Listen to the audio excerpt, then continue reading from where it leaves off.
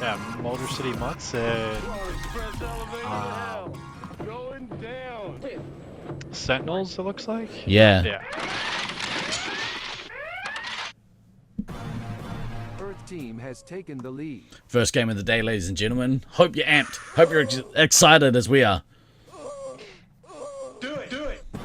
Fire team has taken the lead. There we go. There we go. Cameras are better. We've got labels on the cameras today as well, which I've noticed. Thanks, boys, in the studio. Do it. I'm still going to use my Detroit callouts. Just kidding. Yeah, I think it's more for me than you. But yeah, you can see early, Sentinels doing what they do best, just cutting across that second floor. Green going straight up, but having a little bit of a trouble. There, you can see Red's going to flank over here on the ramp. But Green overall doing a pretty nice job on the third floor. You can see that in Fortress and on Red Ramp there, they are just kind of hanging out, patrolling, looking on that second floor, just pop-shotting, picking people off that aren't paying attention. Fire team is leading by 4,200 points. And this is like what you run into though when you have the other resupply at Fortress. You're sitting there and you're looking down and you're just getting picked off because they're coming out the side. The ammo's usually out there just looking. Well, it looks like Blackout doing a good job defending though. So multiple hits, gets taken down, kind of backtracks. Didn't go far enough on that backtrack though. That's rough, unfortunately. Oh no, Slaughtermelon. Do it. A little bit over eager there. Yeah, so if he would have stood still instead of walking forward, he was still in Blackout's path. So he is traveling in that path there. So Earth team is trailing by 5,100 yeah, points. Slaughtermelon with an early nuke, pushing him down. Unfortunately, Blackout, he was at 5, now he's at 1 with a nuke. Motor City Mutts trying to regroup here. They're going to go all the way down. Red's just going to keep the pressure on. So Red, as you can kind of see when they were attacking Chamber, getting shots on lives from Fortress. So that straightaway hallway, they're still getting efficient resub. So the worst part here is now that as Green, you're downstairs, you have to pick the spot, then you have to recover, then you have to get resupply because you got nuked. So it's going a little bit rough for them in the early game. It really seems like Slaughtermelon's strategy when he's playing the kind of mid to lower tier teams, really wants to go and get that nuke and put that pressure on early. Yeah, he definitely did the bases to get that early nuke. And you can see here against teams like in that really 5, 6, 7, 8 like spot. They're not used to that early quick nuke. Yeah. Slaughtermelon's one of the best to get that nuke. So Yeah. You get the second one that's super quick. Unfortunately, Wow. Phantom's still working towards her first, so it's definitely a rough spot to be in. Yeah, he is. Slaughtermelon is really getting those nukes really quickly. Those first initial nukes. That second one was real quick. Yeah, unfortunately, just Detroit getting caught downstairs is rough. Especially because not only did you get nuked downstairs, you have to like instantly reset up, go to your spots, and start like defending while trying to get some of your key players resupply. Blueson, thanks for the follow. Earth team is trailing by 13,000 points. Do it. Yeah, so consolation nuke there from Phantom. Unfortunately, out of shots now, so just gonna be running around a little bit. Ceasefire! Unfortunately, just trying to play Where's Waldo here, or hide and seek champion, as we also like to call it. What we've seen so far, the efficiency from the Cedar City Sentinels. Getting those quick nukes and killing teams out with, sub 5 minutes. 5 minutes is hard, like is a really quick elim timer. The amount of sub 5-minute elims that they've got so far in the tournament is ridiculous. Yeah, And it's they've just done it definitely again. also helping their MVP. Yeah, true. But yeah, 501 for that elim. But definitely huge nuke efficiency from Slaughtermelon, and really methodical play. They're sitting at Fortress, getting that resupply while they're still attacking. It's really rough for Detroit to kind of counteract that. Yeah. Try to fix this. I don't know what's happening here, but I'll keep an eye on it. really for Detroit, yeah, really for Detroit, it's like you just gotta. I know it's hard. Like multiple Detroit players have played in Loveland now.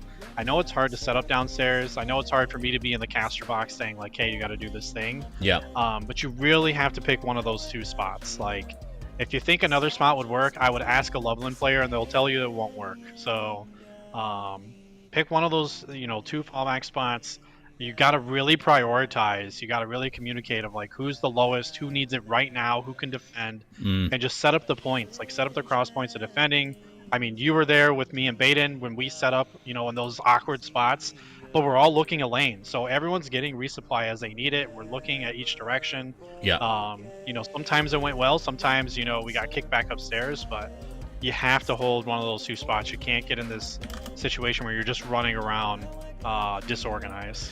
Yeah, a lot of this game comes down to being as efficient as you can with your movement, with your basically how you track yourself through the maze. Like I know there's some arenas that have a lot of dead space, and a lot of newer players will find themselves in those kind of unused dead spaces in the arena. So yeah, it's really efficiency is key. Alright, this next matchup, Cedar City Sentinels on green versus Motor City Mutts. They had a good start in the first game, Motor City. Yeah, they did. So really, Detroit still kind of looking to find that groove in the early game, but they did have a better start that time. Unfortunately, gets kicked downstairs, and then it's, what we kind of talked about. We got to regroup, got to set up shop, got to prioritize, and then set up in your lanes, and then work towards getting that resupply. But I do think Phantom Blackout definitely doing very well in the early game last game. They just you're against the Sentinel team, Slaughtermelon, that super early nuke, and then that very quick second nuke from the second floor. It definitely pretty much broke the stronghold of Detroit on that ramp, and then forced them downstairs. Hopefully they can get some consistency at the back. I feel they're a little bit still trying to figure out who needs to go in those key 3-hit positions. But if it was you, who would you put? Man, it is rough to say, but for Motor City, I think I would stick with Phantom and Blackout. I would like to see what Rhea can do. Some of the games weren't going too well, like the practice round. Yeah. I would like to continue to see Stu with Lizzie as resupply, and then obviously a little bit in Rhea as scouts. I'd like to see Rhea float more around big box and the red side ramp, and then have a little bit more utilizing the walls at the second floor green ramp. Yeah. Because she's so short, it's hard for them to hit her from the red ramp, and it's also hard for her to get hit from the top third floor. Yeah, so, right.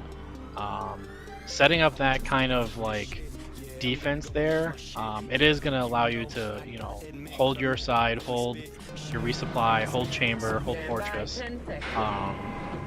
But we'll see what they can do this game. So they're on red side. We'll see if they're able to hold fortress for a bit. Hopefully. But yeah, let's. Greg, I never forget about you. You live rent free in the back of my mind always. Fire team has taken the lead. Red team all the way up. Do it. Earth team has taken the lead. They had a little bit come up the ramp behind everyone else as the scouts, so But here comes Slowman up the red ramp as he off does. Gonna got both gens running into Fortress to try and get those hits to get to that first nuke. Raya having a retreat all the way down, red ramp all the way down, switchback. Disco Stu heading down there, bright orange shirt, Disco Stu. And there's that nuke. Yeah.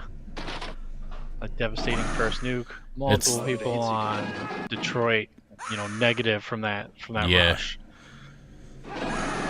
Unfortunately, yeah, just the ease in which Slaughtermelon is getting in and breaking the resupply right off the start of the game. It's putting them under so much pressure. Do it. One camera's like, screw the MVN. That one camera is I'll tell you about it afterwards. We'll get through the game first. Hey, what are you doing, man? Working through the choppy camera. Yeah. Yeah, it is a shame, but you know, I'm gonna try and work with them. Good album. I'm gonna try and work with them during the lunch break dinner break to see if we can get a little bit nicer looking. Comp Geek was nice enough to give me some tips last night, so thank you, Comp Geek. Back to the game though. Phantom, she's doing work as a commander.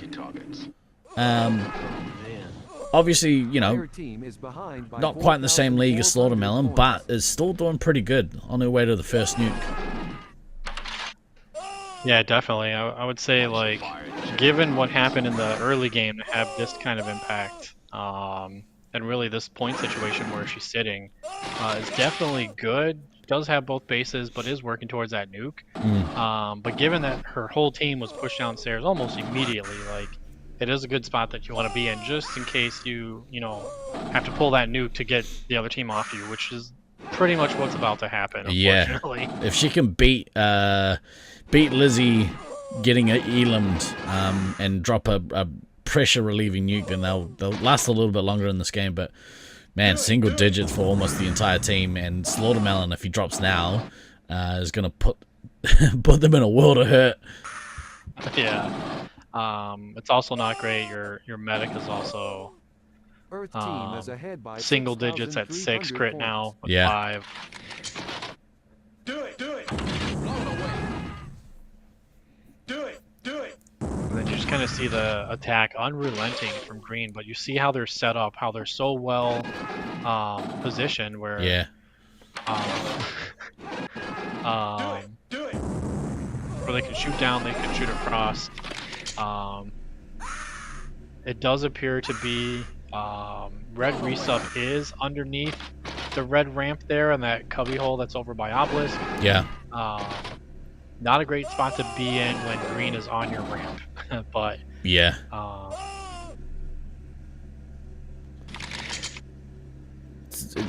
Green taking a little bit of their foot off the gas there. I'm not sure if they were just a little wary, but they had Detroit definitely just like out, you know, probably a minute ago if Slaughter would have dropped that nuke. Yeah. Fortunately, Raya getting killed as the medic. Yep. Slaughtermelon will get to that 40 special points and then look to drop 2 nukes in a row. That'll ice this game. I mean, the game's already on ice, but forgive any background noise you can hear. Not a 5-minute elim, but still definitely very methodical, very like meta approach from the quote-unquote semi-home team. We'll have like they have played in Loveland a lot. Yeah. And then obviously Slaughtermelon returning to his roots. But here comes that nuke. Clearance for nuclear strike. Confirmed. Apparently, they've decided to take the opportunity to drive concrete trucks up and down my street, so we might get a bit of roadwork noise in the background. Apologies for that. It's okay. I needed that.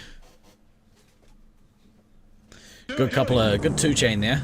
But like you said, I think like if he had dropped that second as he got it, this game would have been over much quicker.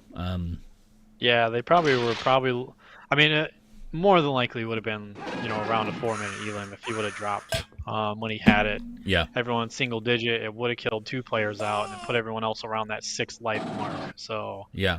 but again, he didn't want to. To my fact, he was almost crit shots. He probably didn't want to overextend just in case, even though they had the game, Yeah. unlock. They could also be like, in your head, you're thinking, okay, I can't do this against other teams. Let me back off and do what I would normally do, which is go back and get resupply. Yeah.